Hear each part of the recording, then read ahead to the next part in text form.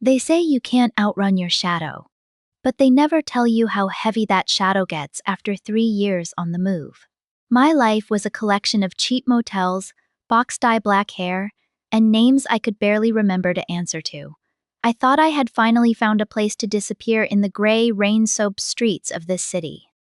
I was wrong. I was working the late shift at the archives, surrounded by the smell of dust and dying paper. It was 5 minutes to closing when the brass bell above the door let out a sharp, jarring chime. I didn't even have to look up to know my life was over. The air in the room just died. I looked up and saw him.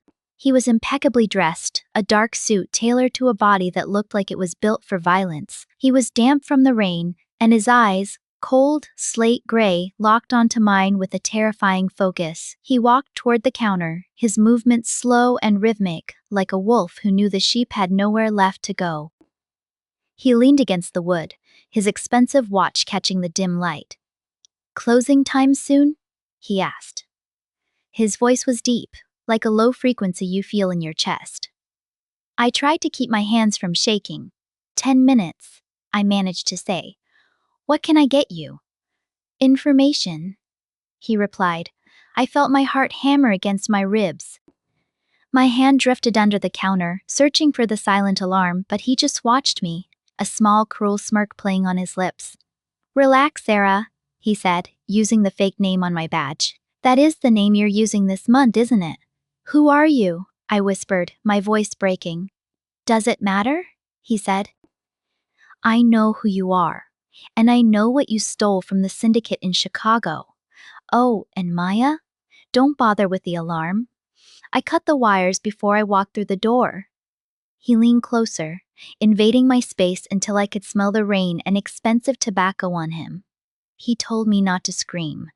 He told me not to run. He told me I'd only die tired. And in that moment, looking into those predatory eyes, I believed him. The ride in the back of his car was a blur of neon lights and terror. He sat so close to me that our shoulders brushed, and every time I flinched, I could feel him watching me, amused by my fear. I asked him if he was going to kill me. He didn't even look away from the window when he answered. "If I was going to kill you, I would have done it in the alley. I'm expensive, Maya. They paid me a fortune to bring you back alive." Then, he did something that confused me more than the threat. He reached out and tucked a stray hair behind my ear.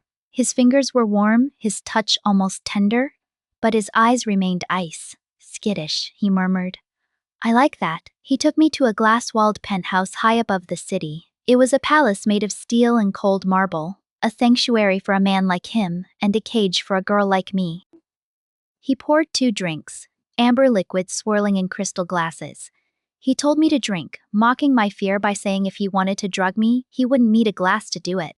I downed the drink, the alcohol burning a trail of false courage down my throat. "Why haven't you called them?" I demanded. "The people you work for." He circled me then, moving like a shadow.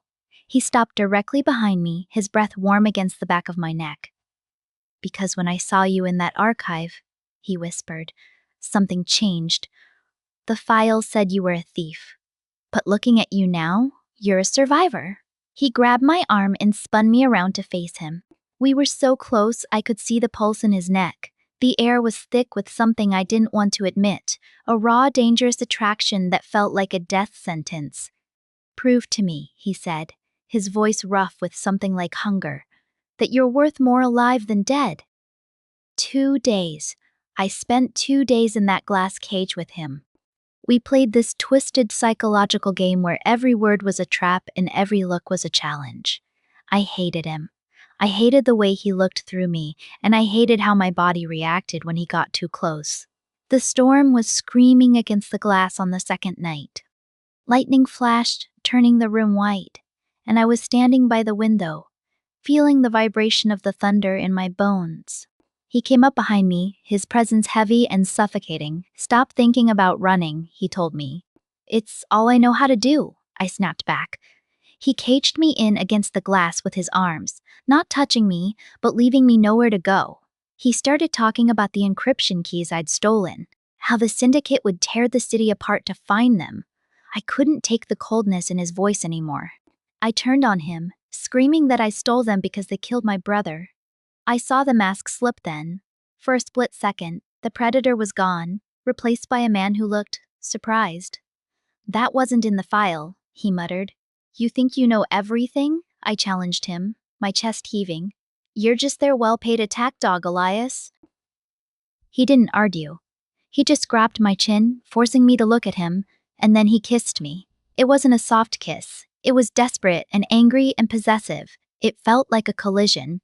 I tried to push him away for a heartbeat, but then my hands found his shirt, and I was pulling him closer, needing the fire to burn out the fear. I wanted to believe the lie.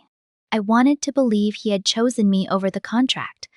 But an hour later, while he slept with the calm of a man who has no conscience, I saw his phone light up on the nightstand. I read the message. It was from a man called the Architect. Dispose of her by dawn if she hasn't talked. The world went cold again. I looked at Elias, sleeping there like a beautiful lie, and I realized I was just a target to him. A package to be delivered or destroyed. You liar, I whispered into the dark. You beautiful, lethal liar. I was at the door, my bag gripped in my white-knuckled hand, when I heard the click of his gun. I froze. I turned around to see him standing in the bedroom doorway, his face a mask of unreadable pain and fury. Where are you going, Maya? He asked. Dispose of her by dawn, I spat at him. That was always the plan, wasn't it? These last 2 days you were just playing with your food. He stepped closer, the gun lowered but ready. It started as a job, he said, his voice cracking just a little. And it ended as a lie, I screamed. Shoot me, Elias. Finish it. I stepped right up to the barrel of his gun, daring him to pull the trigger. I saw his hand shake. A man like him. His hand was shaking. He told me I didn't understand, that the kill team was already in the lobby, that I was dead the moment I stepped outside. Then, the world exploded. A blast from the hallway blew the doors off their hinges. Red lights started strobing, and men in tactical gear swarmed the room. Before I could even process the sound, Elias had tackled me behind the marble island. Bullets were shredding the air where my head had been seconds before. He looked at me, blood trickling down his temple from a glass shard. He looked more alive in that moment than I had ever seen him. He shoved his spare magazine into his gun and pointed toward the bedroom. The fire escape, he yelled over the gunfire. Go, now! What about you? I cried. I breached the contract, Maya, he said, looking at me with a tragic, haunting regret. I have to buy you time. I am dead either way. He grabbed me one last time, pulling me into a kiss that tasted like cotter and rain. Go. Run. I ran. I scrambled through the bedroom and hit the freezing metal of the fire escape. I climbed down as the penthouse exploded into flames above me. I didn't look back. I didn't look back when I hit the alley, or when I boarded a train out of the city, or when I saw the news report 2 weeks later saying there were no survivors. I spent those 2 weeks in a daze, sitting in a crowded station 1,000 miles away, mourning a man who had been my captor and my savior all at once. I thought I was finally a ghost again, until a shadow fell over my bench. I felt that familiar chill, that sudden lack of air in my lungs. I looked up, and there he was, silhouetted against the sun, his expensive watch glinting just like it did the first night. Found you, he said. And for the first time in 3 years, I didn't want to run. Subscribe now and turn on notification button. Do not miss part 2.